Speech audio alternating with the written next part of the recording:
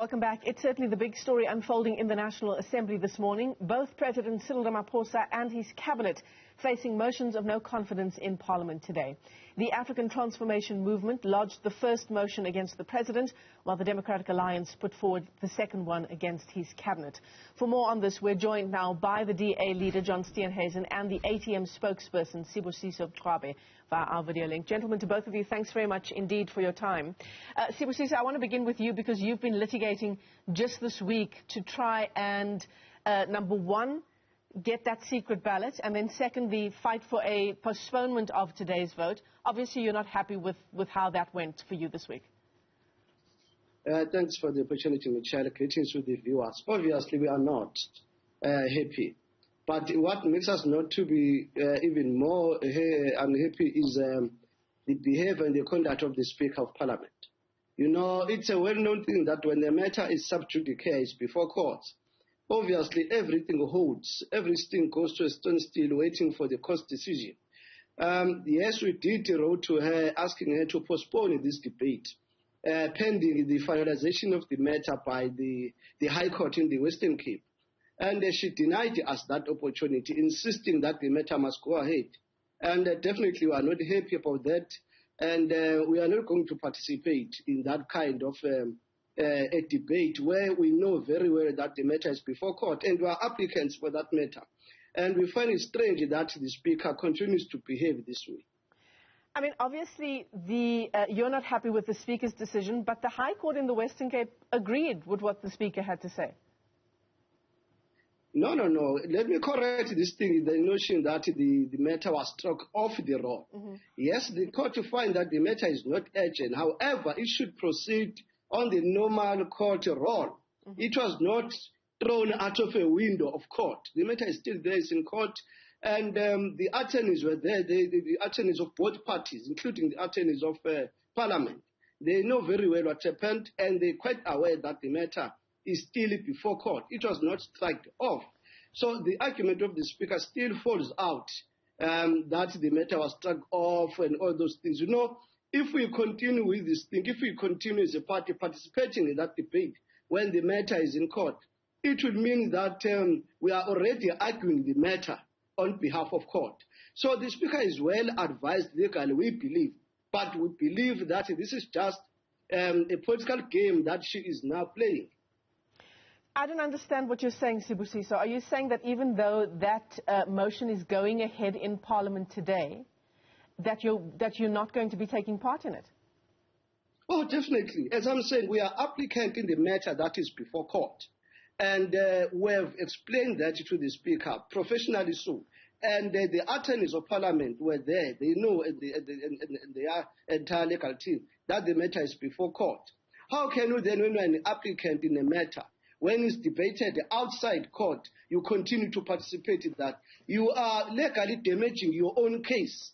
Those who knows law will tell you. So there's no way that we believe that it should not be going ahead. It's against the legal procedure that when the matter is sub judice, no one should touch it. And the Speaker is quite aware of that. That is why I believe that they are just playing a political game, that we cannot participate on it. John Steenhuisen, you have tabled as the Democratic Alliance the second motion, that the motion of no confidence against President Cyril Ramaphosa's cabinet, which will also take place in Parliament today. You've also asked that cabinet members not take part in this vote. Well, we have raised the issue that arises from the rules of Parliament that deals with conflicts of interest and is intended to remove members of Parliament from decisions that affect them personally or their interests personally. Our argument to Speaker has been that a multi-million rand salary, 2 cars, 2 houses, and all the perks that go with being a minister are very much a clear financial interest. She has thought otherwise and has made a ruling that they should participate. We believe this is going to taint the process and taint the vote. She has, however, conceded to our request for a roll call ballot where individual members of Parliament will express themselves on the matter. We received notice late last night that Parliament had acceded to that request, and we're very pleased about that, because the system whereby party whips just stand up and say, well, I've got 200 and something members and we vote this way, wasn't going to cut the mustard when it came to a vote of conscience, like this particular vote should be, where members of parliament have a duty to put their constituents ahead of the party. And I think that that's an important concession, and we're pretty happy with the victory in that regard. You know, John, people who are watching will say, and this goes for you too, Sibusiso, and the motion of no confidence against President Cyril Ramaphosa himself, they'll say that the numbers are very clearly against both of those motions succeeding in Parliament today. But, John, what is the importance for you about motions of this nature in terms of the record, insofar as Parliament is concerned, when it comes to holding the executive to account? It's a notable one, this one, the motion of no confidence against President Cyril Ramaphosa in particular, because it's the first one of his term in office. Yeah. Well, I mean, obviously I can't comment on that motion because it's been brought by the ATM, but I can say in regard to the motion that we've brought in terms of the Cabinet, that it is an important mechanism that's provided in the Constitution for Parliament to hold members of the Cabinet accountable, bearing in mind they're appointed by the President. And I think the mechanism was definitely put in there to ensure that members of Parliament, despite the fact that Cabinet is appointed by the President, have an opportunity to express themselves on the performance of those ministers. As I've made the point several times already, I think the President has already put his own motion of no confidence in his Cabinet by taking in more and more powers into his own office, and work that ministers should be doing is now being centralized in his office. The Cabinet's too big. It's much larger than most cabinets in the world. It's incompetent. It's not producing the results. According to their own performance agreement signed with the President, they've only reached 32% of those targets, and in our book that's a fail. But then also there needs to be accountability for things like the Zondo report, for things like the report into the July unrest last year, for things like the Mufamadi high-level panel report that has named and shamed a number of key people. And I think that it is important that we have this debate and that we do express ourselves as Parliament on both the size and competence of the Cabinet. And we may not win today. You're absolutely right. There is a chance we may not win today. But this debate around the size of the Cabinet and its performance is absolutely crucial as a tool of Parliament to be able to hold those people accountable and highlight where those ministers have failed, why they've failed, and to ask the President, what are you doing about this? Because it cannot continue on like this. We cannot have confidence in a Cabinet where thousands of children are dying in hospitals because of malnutrition and ministers are buying themselves almost R1 million cars.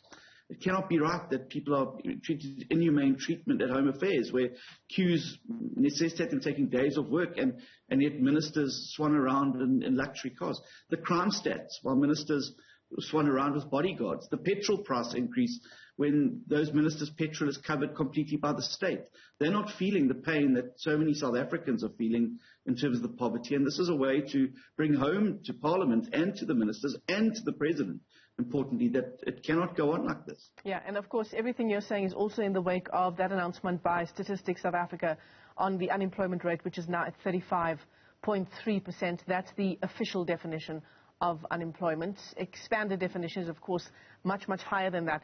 Sibusiso, I'm still trying to understand, how the process, insofar as your no confidence motion in Cyril Ramaphosa, will proceed today. You've already told us you're not taking part in that vote because, according to you, it is still a matter before the courts.